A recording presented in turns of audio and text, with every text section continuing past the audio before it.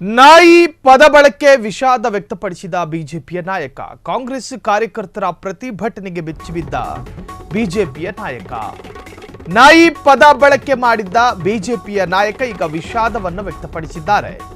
ಕಾಂಗ್ರೆಸ್ ಕಾರ್ಯಕರ್ತರ ಆಕ್ರೋಶ ಮತ್ತು ಪ್ರತಿಭಟನೆಗೆ ಬೆಚ್ಚಿಬಿದ್ದ ಬಿಜೆಪಿಯ ನಾಯಕ ಸಚಿವ ಪ್ರಿಯಾಂಕ್ ಖರ್ಗೆಗೆ ನಾಯಿ ಪದ ಬಳಸಿದ್ದ ಛಲವಾದಿ ನಾರಾಯಣಸ್ವಾಮಿ. ವಿಧಾನ ಪರಿಷತ್ನ ವಿರೋಧ ಪಕ್ಷದ ನಾಯಕ ಛಲವಾದಿ ನಾರಾಯಣಸ್ವಾಮಿ ಚಿತ್ತಾಪುರದಲ್ಲಿ ಛಲವಾದಿ ನಾರಾಯಣಸ್ವಾಮಿಗೆ ಮುತ್ತಿಗೆ ಹಾಕಿ ಪ್ರತಿಭಟನೆಯನ್ನ ಮಾಡಲಾಯಿತು. ನಾನು ಹೇಳಿರುವ ಶಬ್ದವನ್ನ ವಾಪಸ್ ಪಡೆಯುತ್ತೇನೆ. ಪ್ರಿಯಾಂಕ್ ಖರ್ಗೆ ಅವರಿಗೆ ನೋವಾಗಿದ್ರೆ ವಿಷಾದ ವ್ಯಕ್ತಪಡಿಸುತ್ತೇನೆ. ನಾಯಿ ಅಂತ ಉದ್ದೇಶಪೂರ್ವಕವಾಗಿ ಹೇಳಿದ್ದಲ್ಲ.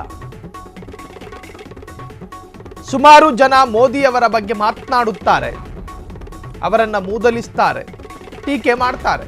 ಹೀಗಾಗಿ ನಾನು ಆ ಮಾತನ್ನ ಹೇಳಿದ್ದೇನೆ. ಚಿತ್ತಾಪುರದಲ್ಲಿ ಛಲವಾದಿ ನಾರಾಯಣಸ್ವಾಮಿ ವಿಷಾದವನ್ನು ವ್ಯಕ್ತಪಡಿಸಿದ್ದಾರೆ. ನಾಯಿ ಪದ ಬಳಕೆ ವಿಷಾದ ವ್ಯಕ್ತಪಡಿಸಿದ ಬಿಜೆಪಿ ನಾಯಕ.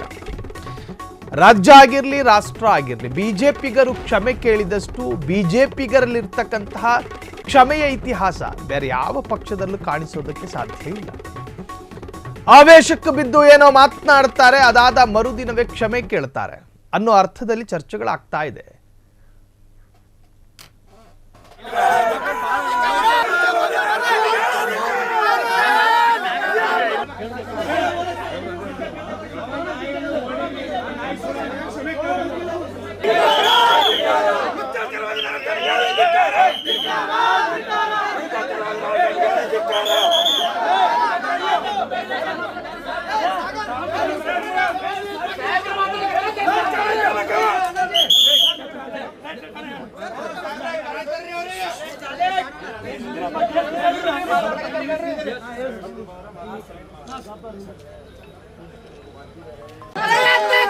ಆ ಹೆಸರನ್ನ ಪ್ರಿಯಾಂಕ ಖರ್ಗೆ ಅವರ ಹೆಸರನ್ನ ನೀವು ಹೋಲಿಕೆ ಮಾಡಬಾರ್ದಿತ್ತು.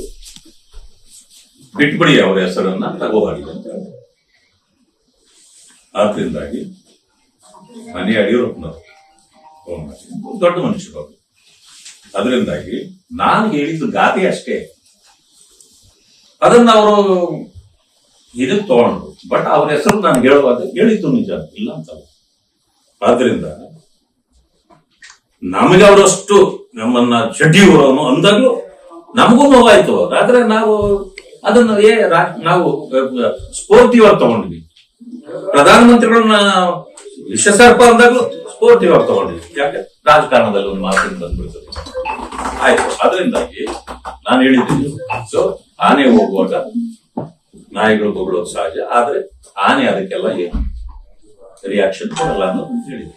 ಆದ್ರೆ ಇವ್ರ ಹೆಸರು ತಗೊಂಡಿದೀವಲ್ಲ, ಅವ್ರ ಹೆಸರನ್ನ ಕೈಬಿಟ್ಟು ಕ್ಷಮೆ ಅಂತಲ್ಲ. ಸೊ ವಿತ್ ದ ಪ್ರೆಷರ್ ಅಂದ್ರೆ ಪತ್ರಕರ್ತರು ಯಾರು ಅಂತ ಕೇಳಿದಾಗ ಸೊ ಅದು ಬಂತು, ಹೇಳ್ಬಿಟ್ಟೆ ನಾನು.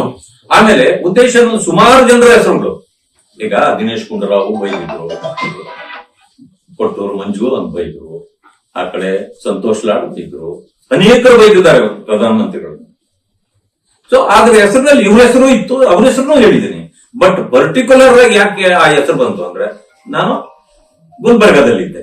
ಪತ್ರಕರ್ತರು ಸಹಜವಾಗಿ ಕೇಳ್ತಾರೆ, ನೀವಿಲ್ಲಿ ಇಲ್ಲಿಗೆ ಬಂದಾಗ, ತಾಲೂಕಿಗೆ ಬಂದಾಗ ನೀವು ಇಲ್ಲಿನ ವಿಷಯಗಳನ್ನು ಕೇಳ್ತಾರೆ. ಹಂಗೆ ಅದು ಹೇಳಿದ್ದೆ. ಅದರಿಂದಾಗಿ ಅವ್ರಿಗೆ ನೋವಾಗಿದ್ರೆ ಆ ಹೆಸರನ್ನು ನಾನು ತೆಗೆದು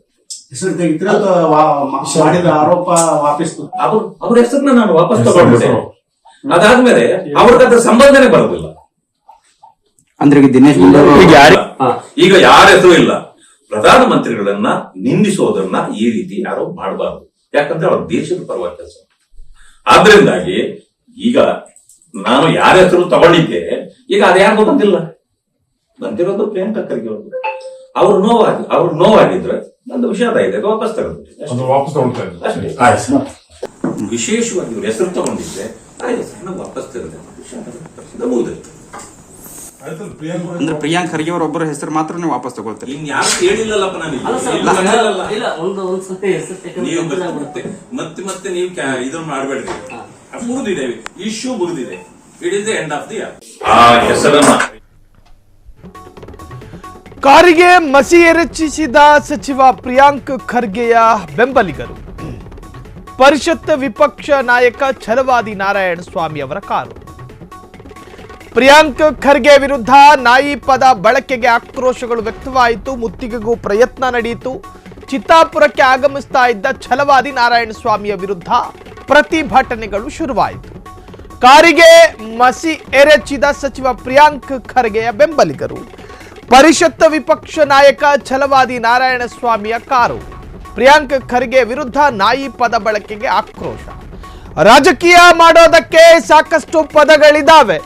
ಬಾಯಿಗೆ ಬಂದ ಹಾಗೆ ಒಬ್ಬನನ್ನ ವಿಮರ್ಶೆ ಮಾಡೋದು, ಆತನ ಚಾರಿತ್ರ್ಯ ಹರಣ ಮಾಡೋದು, ಪದಪ್ರಯೋಗದ ಮುಖಾಂತರವಾಗಿ ಅಸಹ್ಯ ರಾಜಕಾರಣವನ್ನ ವ್ಯಕ್ತಪಡಿಸೋದು ಒಬ್ಬ ಪ್ರಬುದ್ಧ ವಿವೇಚನೆ ಇರುವಂತಹ ರಾಜಕಾರಣಿಗೆ ಶೋಭೆ ತರುವಂತಹದ್ದಲ್ಲ. BS ಯಡಿಯೂರಪ್ಪನವರು ಕೂಡ ಆಕ್ರೋಶ ಭರಿತರಾಗಿ ಸಾಕಷ್ಟು ಬಾರಿ ಮಾತನಾಡ್ತಾರೆ. ಆದರೆ ಒಂದಷ್ಟು ವಿವೇಚನೆ ಅವರ ಕೈಯಲ್ಲೇ ಇರುತ್ತೆ. ವಿವೇಚನೆಯನ್ನ ತಪ್ಪಿಸಿಕೊಂಡು ಯಾವ ಅಸಹ್ಯ ಪದವನ್ನು ಕೂಡ BS ಯಡಿಯೂರಪ್ಪರ ರಾಜಕಾರಣದಲ್ಲಿ ಗಮನಿಸೋದಕ್ಕೆ ಸಾಧ್ಯ ಇಲ್ಲ. ಹಾಗಾಗಿ ಅಂತಹ ಹಿರಿಯ ನಾಯಕರು ಪ್ರೇರಣೆಯಾಗಬೇಕು ಇಂತಹ ಸಣ್ಣಪುಟ್ಟ ನಾಯಕರುಗಳಿಗೆ ಅನ್ನೋ ಅರ್ಥದಲ್ಲಿ BJP ವಲಯ ಮತ್ತು ಕಾಂಗ್ರೆಸ್ನಲ್ಲೂ ಕೂಡ ಚರ್ಚೆ ಆಗ್ತಾ ಇರತಕ್ಕಂಥ ವಿಚಾರ. ಒಬ್ಬ AICC ಅಧ್ಯಕ್ಷರ ಮಗ, ಸಿದ್ದರಾಮಯ್ಯ ಸಚಿವ ಸಂಪುಟದ ಪ್ರಮುಖ ಸಚಿವರು ಪ್ರಿಯಾಂಕ್ ಖರ್ಗೆ ಸಾಕಷ್ಟು ಬಾರಿ ಈ ಬಗ್ಗೆ ಮಾತನಾಡೋದಕ್ಕೆ ಸ್ವತಃ ಛಲವಾದಿ ನಾರಾಯಣಸ್ವಾಮಿ ಅವರು ಈಗ ಫೋನ್ ಸಂಪರ್ಕದಲ್ಲಿದ್ದಾರೆ. ಸರ್ ನಮಸ್ಕಾರ. ನಮಸ್ಕಾರ. ಸರ್, ಈಗ ಕಾಂಗ್ರೆಸ್ ವಲಯದಲ್ಲಿ ಚರ್ಚೆ ಆಗ್ತಾ ಇರತಕ್ಕಂತಹದ್ದು ಯಾವ ರೂಪ ಪಡ್ಕೊಂಡಿದೆ ಅಂದ್ರೆ, ಯಡಿಯೂರಪ್ಪನವರು ಕೂಡ ಸಾಕಷ್ಟು ವರ್ಷ ಕರ್ನಾಟಕದಲ್ಲಿ ರಾಜಕಾರಣ ಮಾಡಿದ್ದಾರೆ. ಅವರ ಭಾಷೆ ಮತ್ತು ಅವರ ಪದಪ್ರಯೋಗಗಳು ಯಾಕೆ ಈ ಸಣ್ಣ ನಾಯಕರುಗಳಿಗೆ ಮಾದರಿ ಆಗಿಲ್ಲ ಅಂತ. ಯಾರಿಗೆ? ಕಾಂಗ್ರೆಸ್ನವ್ರಿಗ? ಅಲ್ಲ, ಈಗ ನೀವು ಒಂದು ಪದಪ್ರಯೋಗವನ್ನ ಮಾಡ್ತೀರಿ, ನಾಯಿ ಎನ್ನುವಂತಹ ಪದ. ಯಡಿಯೂರಪ್ಪನವರು ಈ ರೀತಿಯ ನಾಯಕರುಗಳಿಗೆ ಹೆಂಗ್ ಮಾತಾಡಬೇಕು ಅನ್ನೋದಕ್ಕೆ ಮಾದರಿ ಆಗಬೇಕು ಅಂತ. ನೋಡಿ, ನಾನು ಹೇಳಿರ್ತಕ್ಕಂಥದ್ದು ಗಾದೆ. ಒಂದು ಆನೆ ನಡೆದು ಹೋಗ್ತಿದ್ರೆ ನಾಯಿಗಳು ಬಗಳ್ತವೆ, ಅದಕ್ಕೆ ಆನೆ ಭಯಪಡುತ್ತದ ಅನ್ನೋದು ಗಾದೆ. ಅದು ಯಾರನ್ನು ನಿಂದಿಸ್ಬೇಕು ಅನ್ನೋದು ನನ್ನ ಉದ್ದೇಶ ಅಲ್ಲ. ಪ್ರಧಾನ ಮಂತ್ರಿಗಳನ್ನ ವಿಷ ಸರ್ಪ ಅಂತ ಹೇಳಿ ಮಾತಾಡ್ತಾರೆ. ಅವರನ್ನ ಕೆಟ್ಟ ಕೆಟ್ಟ ಪದಗಳಲ್ಲಿ ಕಾಂಗ್ರೆಸ್ನವರು ಬೈತಾರೆ. ಇದು ಸರಿಯಾದ ಕ್ರಮ ಅಲ್ಲ. ಈ ಪಾಕಿಸ್ತಾನದ ಟೆರರಿಸ್ಟ್ ಅಟ್ಯಾಕ್ಗಳನ್ನ ಮಾಡಿದಾಗ್ಲೂ ಕೂಡ ಅವರು ಪರವಾಗಿ ನಿಲ್ತಾರೆ, ದೇಶದ ಪರವಾಗಿ ನಿಲ್ಲಲ್ಲ. ಇದು ಸರಿಯಲ್ಲ ಅಂತ ನಾನು ಹೇಳಿದೆ. ಅದರಲ್ಲಿ ಒಬ್ಬರ ಹೆಸರು ಹೇಳಲಿಲ್ಲ, ಹಲವಾರು ಜನರು ಇದ್ದಾರೆ ಅಂತ ಹೇಳಿದೆ.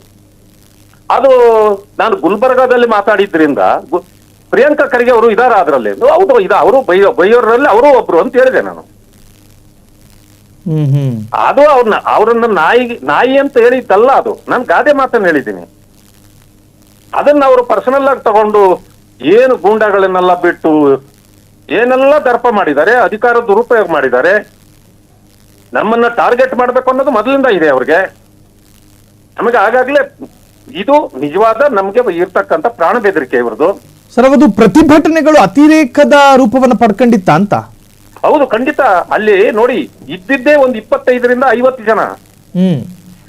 ಇಷ್ಟಿದ್ರು ಕೂಡ ಅವ್ರಿಗಿಂತ ಹೆಚ್ಚು ಪೊಲೀಸ್ನವ್ರು ಇದ್ರು ಕೂಡ ಒಬ್ರು ಏನೂ ಮಾತಾಡ್ಲಿಲ್ಲ. ಅವ್ರನ್ನ ಕನ್ವಿನ್ಸ್ ಮಾಡ್ತೀವಿ ಅಂತ ಹೇಳ್ತಾರೆ ಹೊರತು ಈ ರೀತಿ ಪ್ರೊಟೆಸ್ಟ್ ಮಾಡಿದಾಗ ಅರೆಸ್ಟ್ ಮಾಡ್ಬೇಕಲ್ಲ. ಮೊನ್ನೆ ಸಿದ್ದರಾಮಯ್ಯನವರು ಕೊಡಗುಗೆ ಹೋದಾಗ ಯಾರೋ ಒಂದು ಮೊಟ್ಟೆ ಎಸೆದುಬಿಟ ಅಂತ ಹೇಳಿದಾಗ ನಮ್ಮ ಸರ್ಕಾರ ಇತ್ತು. ಹೆಂಗೆ ನಮ್ಮನ್ನ ನಿಂದಿಸಿದ್ರು, ಏನೆಲ್ಲ ಇದು ಮಾಡಿದ್ರು. ಚೀಫ್ ಮಿನಿಸ್ಟರ್ ಇದ್ದೀನಿ ನಾನು, ನಮ್ಮ ಬಗ್ಗೆ ಇಷ್ಟೊಂದು ಇದು ಅಂತ ಆವತ್ತು ಏನೂ ಆಗ್ಲಿಲ್ಲ. ಆದ್ರೂ ಎಷ್ಟು ಮಾಡಿದ್ರು ನಮ್ಮನ್ನ ಇವರು. ನಾವು ಗೆಸ್ಟ್ ಹೌಸ್ ಅಲ್ಲಿ ಇದ್ದವ್ರಿಗೆ ಹೊರಗಡೆಯಿಂದ ಬಂದು ನಾವು ಗೆಸ್ಟ್ ಹೌಸ್ ಅಲ್ಲಿ ಇರೋದು ಗೊತ್ತಾಗಿದ ತಕ್ಷಣನೇ ಬಂದು ಅಲ್ಲಿ ಅಟ್ಯಾಕ್ ಮಾಡಿ ನಮ್ಮ ಏನೋ ಇಂಕು ಎಲ್ಲ ತಂದಿದ್ದಾರೆ, ಮಸಿ ಎಲ್ಲ ತಂದಿದ್ದಾರೆ ನಮ್ಮ ಮೇಲೆ ಉಯ್ಯಲಿಕ್ಕೆ.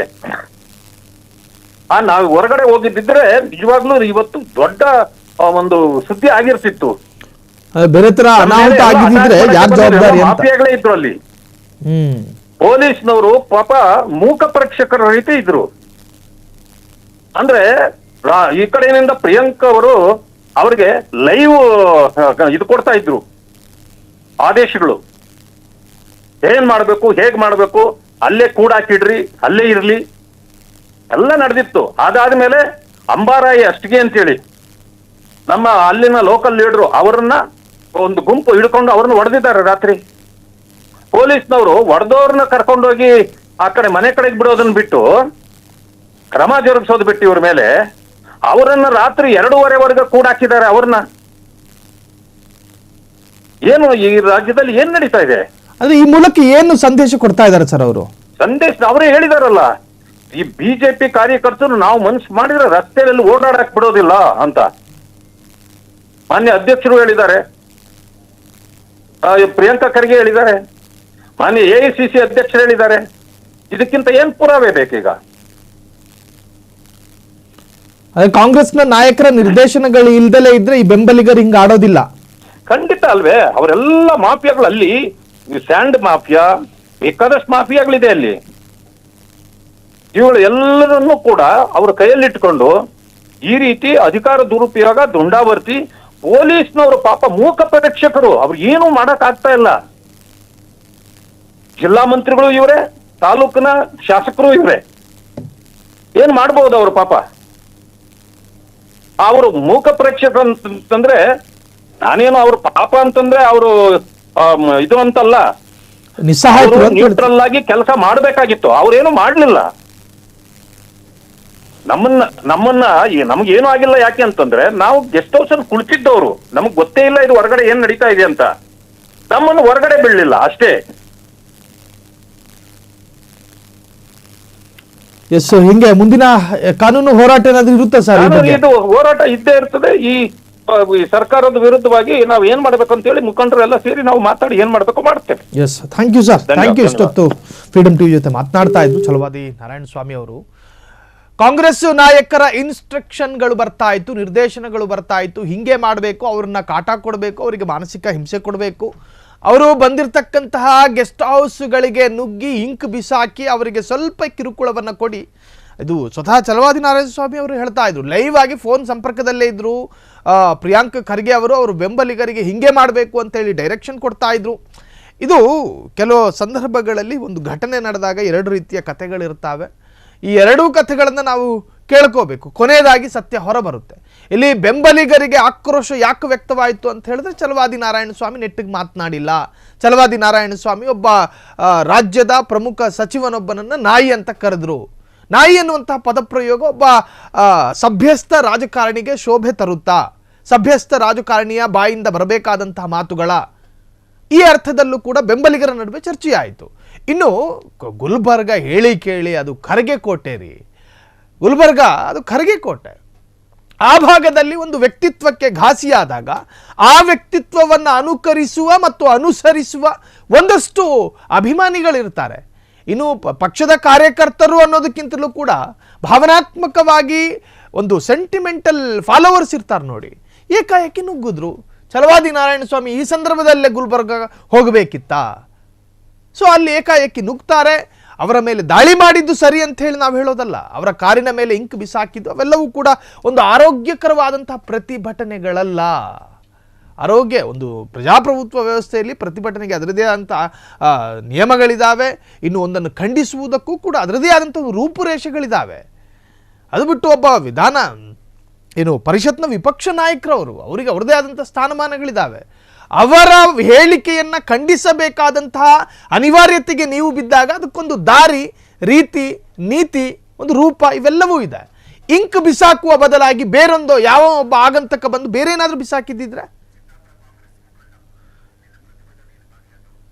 ಎಸ್, ಈ ಬಗ್ಗೆ ಮಾತನಾಡೋದಕ್ಕೆ ಚಿತ್ತಾಪುರದ ಕಾಂಗ್ರೆಸ್ ಮುಖಂಡರೊಬ್ಬರು ಫೋನ್ ಸಂಪರ್ಕದಲ್ಲಿದ್ದಾರೆ. ನಿನ್ನೆ ನಡೆದಂತಹ ಕಾರ್ಯಕ್ರಮದಲ್ಲಿ ಅವರು ಕೂಡ ಭಾಗಿಯಾಗಿದ್ರು. ಸರ್ ನಮಸ್ಕಾರ. ನಮಸ್ಕಾರ ಸರ್, ಹೇಳಿ ಸರ್. ಸರ್, ಈಗಾಗಲೇ ನಮ್ಮ ಜೊತೆ ಮಾತನಾಡ್ತಾ ಇದ್ರು ನಮ್ಮ ಛಲವಾದಿ ನಾರಾಯಣ ಸ್ವಾಮಿ ಅವರು. ಪ್ರಿಯಾಂಕ್ ಖರ್ಗೆ ಅವರೇ ಎಲ್ಲಾ ಡೈರೆಕ್ಷನ್ ಅನ್ನ ಕೊಡ್ತಾ ಇದ್ರು, ನನ್ನ ವಿರುದ್ಧ ಇಂಕ್ ದಾಳಿಗೂ ಅವರೇ ಕಾರಣ, ಬೆಂಬಲಿಗರಿಗೆ ಒಂದು ರೀತಿ ಪ್ರಚೋದನೆ ಕೊಟ್ಟಂತಹ ನಾಯಕ ಪ್ರಿಯಾಂಕ್ ಖರ್ಗೆ ಅನ್ನೋ ಅರ್ಥದಲ್ಲಿ ಮಾತನಾಡ್ತಾ ಇದ್ರು. ಇಲ್ಲ, ಸುಳ್ಳು ಅದು. ಸುಳ್ಳು. ಅವ್ರು ಆಡಿದ ತಪ್ಪಲ್ಲ ನೋಡಿ. ರಾಜ್ಯದಲ್ಲಿ ಟೀಕೆ ಟಿಪ್ಪಣಿ ಇರಬೇಕು, ಅವು ಆರೋಗ್ಯಕರವಾಗಿರಬೇಕು. ಛಲವಾದಿ ನಾರಾಯಣ ಸ್ವಾಮಿ ಅವರು ಈ ರೀತಿ ವೈಯಕ್ತಿಕವಾಗಿ ಪ್ರಿಯಾಂಕ್ ಖರ್ಗೆ ಅವರನ್ನ ನಾಯಿಗೆ ಹೋಲಿಸಿ ಮಾತಾಡ್ತಾರೆ, ಅದು ಅಕ್ಷಮ ಅಪರಾಧ ಅಲ್ವಾ? ಅದು ತಪ್ಪಲ್ಲ. ಅದು ಇದ್ರೆ ನೀವು ನಿನ್ನೆ ಅಲ್ಲೇ ಇದ್ರೆ ಸರ್? ಇದ್ದಿದ್ದೀವಿ ಅಲ್ಲೇ ಇದ್ದಿದ್ದೀವಿ. ಅಲ್ಲ, ಹೆಂಗಿತ್ತು ಅದರ ಒಂದು ಪ್ರತಿಭಟನೆಯ ರೂಪ ಕಾಂಗ್ರೆಸ್ ಬೆಂಬಲಿಗರದ್ದು? ಏನಿಲ್ಲ, ಶಾಂತಿಯುತದಿಂದ ಮಾಡಿದೀವಿ ನಾವೆಲ್ಲರೂ. ಅಲ್ಲಿ ಹೊರಗಡೆ ಕೂತ್ಕೊಂಡು, ಗೇಟ್ ಹತ್ರ ಕೂತ್ಕೊಂಡು ಅವರು ಅಪಾಯಿಂಟ್ಸ್ ಕೇಳಬೇಕು, ಕ್ಷಮೆ ಕೇಳೋವರೆಗೆ ನಾವು ಬಿಡಲ್ಲ ಅಂತ ಕೂತಿದ್ದೀವಿ. ಲಾಸ್ಟಿಗೆ ಅವರು ನಾವು ವಿಷಾದ ವ್ಯಕ್ತಪಡಿಸಿ. ಅಲ್ಲ, ನಾನು ಮಾತನಾಡ್ತಾ ಇದ್ದೆ ಅವ್ರ ಜೊತೆ. ಅವರ ಪ್ರತಿಭಟನೆಯ ರೂಪ ಅತಿರೇಕದ್ದು. ಇಂಕ್ ಬಿಸಾಕ್ತಾರೆ, ಇಂಕ್ ಬದಲಾಗಿ ಬೇರೆ ಏನಾದ್ರೂ ಬಿಸಾಕಿದ್ರೆ ನನ್ನ ಕತೆ ಏನು, ಹೆಚ್ಚು ಕಮ್ಮಿ ಆದ್ರೆ ಯಾರು ಜವಾಬ್ದಾರಿ ಅಂತ ಹೇಳ್ತಿದ್ರು. ಇಲ್ಲ, ಪೊಲೀಸ್ ಹೋಗುವಾಗ ರಾತ್ರಿ 10 ಗಂಟೆ ಆಗಿತ್ತು. 10 ಗಂಟೆ ಆಗಿತ್ತು. ಆ ಟೈಮಲ್ಲಿ ಏನಾದ್ರೆ ಆಗಿ ಕತ್ತಲಿತ್ತು ಅಲ್ಲಿ ಪೂರಾ. ಕತ್ತಲಲ್ಲಿ ಏನಾಗಿದೆ ಅಂತ ಯಾರಿಗೂ ಗೊತ್ತಾಗಿಲ್ಲ. ಅದು ಬೆಳಗ್ಗೆ ನಾವು ಪೇಪರ್ ನೋಡಿದಾಗ ಗೊತ್ತಾಗಿದೆ. ಈಗ ದೇಶದ ಪ್ರಧಾನಿಯನ್ನ ವಿಷಸರ್ಪ ಅಂತ ಕರೀತಾರೆ, ಪ್ರಿಯಾಂಕ್ ಖರ್ಗೆ ಅವರನ್ನ ಶ್ವಾನ ಅಂತ ಅತಿ ಸಂಬೋಧನೆ ಮಾಡಿದ್ದೆ ದೊಡ್ಡ ತಪ್ಪ ಅಂತ ಕೇಳ್ತಿದ್ರು. ಸರ್ ಹೇಳಿ. ಹಲೋ, ಏನು? ದೇಶದ ಪ್ರಧಾನಿ ನರೇಂದ್ರ ಮೋದಿ ಅವರನ್ನ ವಿಷಸರ್ಪ ಅಂತ ಕರೀತಾರೆ ಕಾಂಗ್ರೆಸ್ನ ನಾಯಕರು, ಪ್ರಿಯಾಂಕ್ ಖರ್ಗೆಯನ್ನ ಶ್ವಾನ ಅಂದಿದ್ದು ದೊಡ್ಡ ತಪ್ಪ ಅಂತ ಕೇಳ್ತಿದ್ರು. ಇಲ್ಲ, ಅವ್ರು ಹೇಳಿದ ಆನೆ ಹೋಗ್ತಾ ಇತ್ತು, ನಾಯಿ ಬಗಳ್ತಾ ಇತ್ತು ಅಂತ ಒಂದ್ ಕಾರ್ಯ ಮತ್ತು ಹೇಳಿದ್ರು. ಅದಕ್ಕೆ ಮೀಡಿಯಾದವರು ಪ್ರತಿಯಾಗಿ ಆನೆ ಯಾರು ನಾಯಿ ಯಾರು ಅಂತ ಕೇಳಿದಾಗ ಪ್ರಿಯಾಂಕರ್ಗೇನೆ ನಾಯಿ ಅಂತೇಳಿ ನೇರವಾಗಿ ಹೇಳಿದ್ದಾರೆ. ಅವರು ಒಬ್ಬ ರಾಜ್ಯದ ಮಂತ್ರಿಯನ್ನ ಅವಮಾನ ಮಾಡಿದ ಅಲ್ಲವೇದು? ಮತ್ತೆ ಈಗ ವಿಷಾದ ವ್ಯಕ್ತಪಡಿಸಿದ್ದಾರೆ, ಏನ್ ಹೇಳ್ತೀರಿ? ವಿಷಾದ ವ್ಯಕ್ತಪಡಿಸಿದ್ರು. ವಿಷಾದ ವ್ಯಕ್ತಪಡಿಸಿದ ನಂತರ ನಾವು ಪ್ರತಿಭಟನೆ ವಾಪಸ್ ತಗೊಂಡಿದ್ದೀವಿ. Yes, thank you. ಇಷ್ಟೊತ್ತು ಫ್ರೀಡಮ್ ಟಿವಿ ಜೊತೆ ಮಾತನಾಡ್ತಾ ಇದ್ರಿ. ಇದು ಅದೇ ಭಾಗದ ಶಿವರುದ್ರಪ್ಪ ಬಿಣಿ, ಕಾಂಗ್ರೆಸ್ನ ಮುಖಂಡರು. ನಾವು ಶಾಂತಿಯುತವಾದಂತಹ ಪ್ರತಿಭಟನೆಗಳನ್ನು ಮಾಡಿದ್ದೀವಿ. ಒಂದು ಹೇಳಿಕೆಯನ್ನು ಖಂಡಿಸುವಂತಹ ಹಕ್ಕು ಮತ್ತು ಅವಕಾಶ ನಮಗಿದೆ.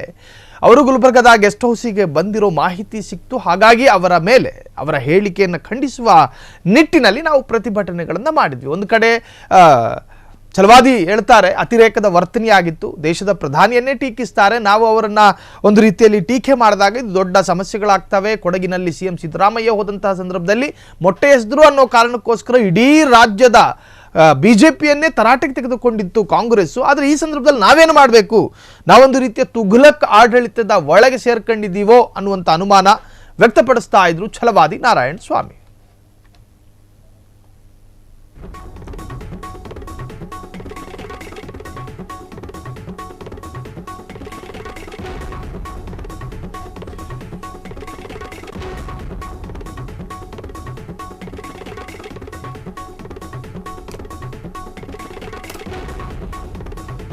ಕ್ಷಣ ಕ್ಷಣದ ಸುದ್ದಿಗಳಿಗಾಗಿ ಫ್ರೀಡಮ್ ಟಿವಿ ಸಬ್ಸ್ಕ್ರೈಬ್ ಮಾಡಿ, ಲೈಕ್ ಮಾಡಿ ಹಾಗೂ ಫಾಲೋ ಮಾಡಿ.